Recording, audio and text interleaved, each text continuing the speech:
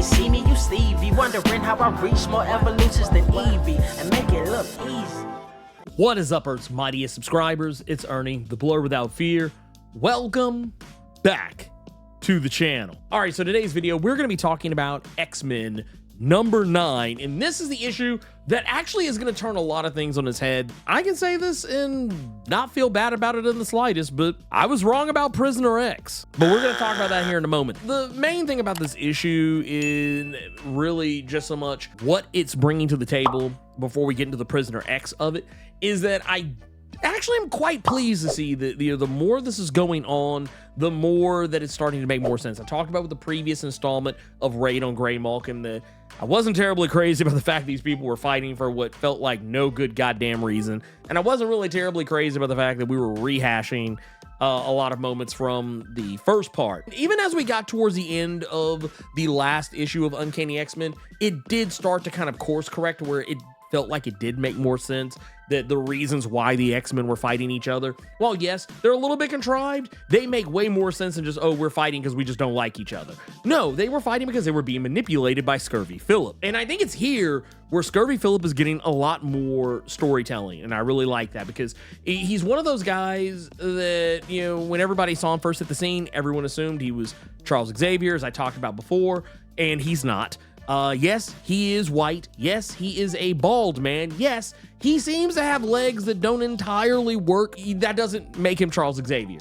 He is a psionic, though, and he does point out that, and this is actually more brought up by Dr. Ellis, that he is supposed to be a psychic who can rival Charles Xavier. And as it turns out, it's him who is the one who put Charles Xavier to bed, like made him catatonic at the end of X-Men number 35 at the end of the Krakoan era. At least that seems to be the safe bet, that he caught Charles slipping and put him into a coma. It seems like the thing with him being on Charles's level, it seems like the reason why he's not 100% on Charles's level, and once again, I want to make sure it's clear, Charles, even though he's he's considered one of the most powerful psychics in the world, he's still not considered Omega level, which is just wild to me.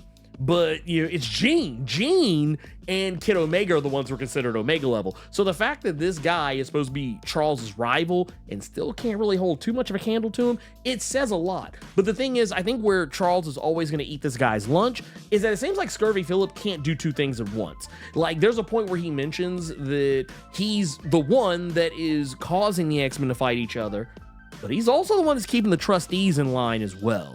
The characters, which I actually got this wrong, and I can't believe I missed this. I guess because he just looked more green around the gills than anything else. I guess it was artistic license. I assumed that it was Blob, Siren, and Toad. It's actually Blob, Siren, and Wildchild. You have failed this city.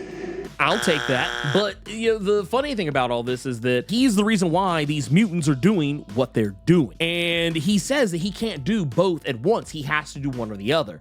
And I'm gonna go on a limb and say that's probably why he doesn't seem to have much control over Charles Xavier anymore. It seems like he lost his entire control of him at that point. And it was because he's doing more things. He's actively going after the X-Men because Dr. Ellis told him to. And he's doing what he refers to as the white light protocol, effectively turning the entire room around them white with psionic energy. Kind of seems like with the way everyone's grabbing at their heads, some kind of psionic feedback loop. We see at a point Juggernaut tries to rip the door off the cell that leads to Inmate X, and then there's a voice that comes from behind, and it's Charles walking up with a Nightcrawler and Psylocke, all of which seem to be worse for wear. But there's a point earlier in the issue where Nightcrawler mentions that Psylocke is speaking in a very unusual way.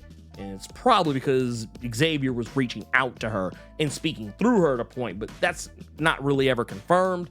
But we see that Charles is walking up and seems fine. He's no longer in a catatonic state. Seems like Scurvy Phillip was unable to keep Charles in that state, if that's exactly what it was he was doing. He doesn't necessarily say that he can't do the two things at once, but I feel like the moment he enacted White Light Protocol, or the fact that he was dividing his attention so much earlier in the previous issue, it seems like that's a lot of the reason why Charles is back in action. But the problem with this is that even before Charles reappears in this issue, we see that while Rogue and Cyclops realize that they are better together, that the X-Men are the X-Men. Doesn't matter if they're uncanny or not, or exceptional or not, or in Alaska or Louisiana or Chicago or wherever, it doesn't matter. The problem is that even before they realize Charles is back on the scene, they are fighting over what to do. We do know Charles is going to be back out on the run here as a result of the solicits for the X-manhunt story arc that's coming up in March. Then we got to figure out who Inmate X is because, and you know, we will find out in the next issue because I believe it's Uncanny X-Men number 8 is going to be the final issue of the whole thing. I wonder about all this largely just because Rogue and Cyclops have very different ideas about what to do about Charles Xavier. And honestly, they're both right.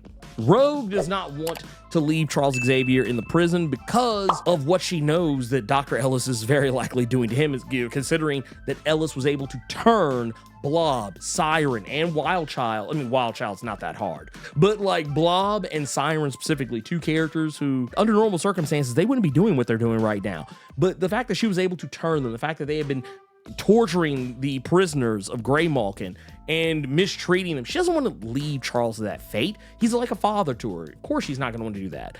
But then you have to ask the question, well, if Charles is a mentor and father figure to her, then he's even more so to Cyclops. And Cyclops is more than happy to leave him in there. But the reason why is because if you haven't been keeping up with the previous, like the Fall of X and End of Krakoa stuff, Cyclops got to witness Charles at his lowest, or I would say one of his lowest points. Charles is terrible. He's a terrible person. There's a good reason why nobody likes him.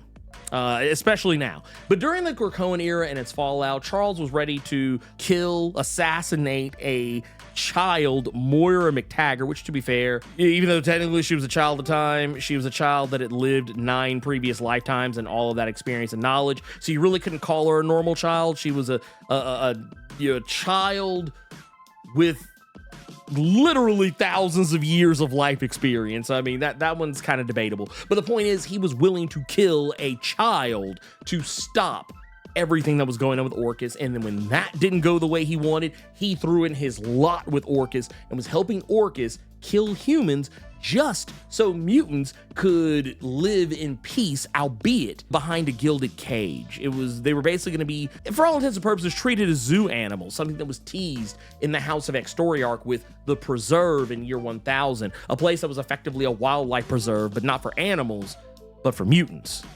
And that was what Charles had bargained for. And to do so, he was willing to betray his dream. And Cyclops isn't wrong. Charles deserves to be where he is. And he makes a very strong point about the fact that Xavier has always manipulated them, that he has manipulated everyone for the sake of his dream, and that now that they're free of him, that they should be able to follow their own dreams. And I get it. I totally get where Cyclops is coming from. He knows how low Xavier fell, so it makes sense that he is perfectly okay with leaving him here. But now this is what is causing the X-Men to now organically be at odds with one another. And now, of course, as I stated already, Charles does reappear. But now the question is what happens next. And we already know that the X-Men across multiple different comics are going to be divided because, as we know, X-Manhunt, kind of like similar to how Radon Greymalkin jumped back and forth between issues of Uncanny and Adjectiveless X-Men, is going to be doing the same with X-Manhunt. Only it's going to be jumping back and forth between each and every individual issue of every X title that's going to be coming out around that time. So it's not just going to be Uncanny X-Men and Adjectiveless X-Men. It'll also include Exceptional X-Men, X-Factor, X-Force, so on and so forth. But yeah, that's what we have to look forward to in regards to that. Right now, as it stands, Charles Xavier at the end of this issue is in fact not really Inmate X as he implies. The bigger question is, who is it? What is it? Because when we see the cover for the next issue, as I talked about before, this doesn't look like a normal person. It looks like someone who's wearing some kind of an armor that looks very similar to a Nimrod armor set or something like that. But we'll just have to wait and see what that is. And there are a lot of other characters we also haven't seen. I know some people have brought up characters like Mr. Sinister. As much as it actually, I would almost be willing to take that one. If you want to think about people who probably committed more crimes or just as many crimes as Charles that humanity would want to lock away, Sinister would be the other one, because Sins of Sinister is not a private event. It is an event all of humanity knows about. So if anyone was going to go to jail and get locked behind a giant wall like that, Mr. Sinister would be the other person to do it. But man, I'm actually kind of hoping we don't go back to that Mr. Sinister well just so quickly. Though I have a feeling that's going to happen because he's been getting teased in some of the other X titles. I know he was teased in the first issue of X-Force. And there's maybe one or two other places he's been teased since then. But yeah, I'm hoping that's not the case though. Man, I really do not want to, like, it's not to say that I dislike Mr. Sinister. I think he's great, but I feel like we got peak Mr. Sinister during the Krakoan era, and I don't know if I'm ready to go back to that yet. I don't know. I mean, if we do, that's fine. If we have to go back to it, I mean, I'll read it. I'm not saying I'm not going to read it, but I mean, it's just, man, it would be disappointing. I will say this. Raid on Grey Market, even though my criticism for that second part is still a lot better than everything I kind of thought it was going to be. Like, I'm enjoying it. I think they're doing a fantastic job. I think Jed and Gale have a really good setup of how they're doing this, going back and forth. And if this is like a proof of concept what to expect from the X-Manhunt story arc, we got a lot to be excited for. This is going to be something special. I can't wait to see how everyone else is going to treat Xavier. I think we already kind of know the uncanny X-Men are going to be the ones that are going to be trying to harbor Xavier, and I think it's safe to say that Cyclops' adjectiveless X-Men, they're going to be trying to kill him. We know that X-Factor is definitely going to be gunning for him as well, though that is probably more because of the government wanting them to go after him. Whether or not they actually want to is another story. I know with Storm, it seems like Storm is probably going to keep an open door for Charles. I can't say 100% certainty, but some of the solicits have implied that Storm is going to be working against the X-Men on this one, at least in terms of Cyclops. So there's that. And we also know that Storm and Rogue's team are getting along a lot better than Cyclops, and the rest of his team are getting along with her right now. We also know Storm is getting her cheeks clapped by Wolverine now. Pour one out for Craig of NASA. Man, that dude's on the back of a milk crate somewhere, the milk carton or whatever. Man, dude. Damn. Hate to see it, but but no, I'm excited for what comes next here, man. This issue's great. I love it. I love the back and forth. Actually, the back and forth between Cyclops and Rogue is so much better with each and every issue as it goes. They've been like slowly building up to this like throwdown between each other. And in like just as they were starting, it almost gave me whiplash, because like the moment it seemed like they were getting along again, boom, it was like, nope, not getting along anymore. Screw that. We got to scrap. It's like we are fighting for the honor of Xavier. Oh man, but I will say this: I love this era of Cyclops. Like this is probably my favorite era of Cyclops in a long time. I loved Right Clops. When Cyclops was right, he had Emma Frost by his side, and he was just ready to be a revolutionary and fight for mutant rights. I was like, that's my guy. I was like, that's the best Cyclops I've seen in a long time. But this version of Cyclops, I think is actually my favorite now. This is my favorite Cyclops. I love this guy. But yeah, we'll just have to wait and see what happens next. I know Tom Brevoort said the identity of Prisoner X is going to have a lot of people talking. You guys let me know what you think about what is happening with this and who you think Prisoner X is going to be. We out of here. Peace.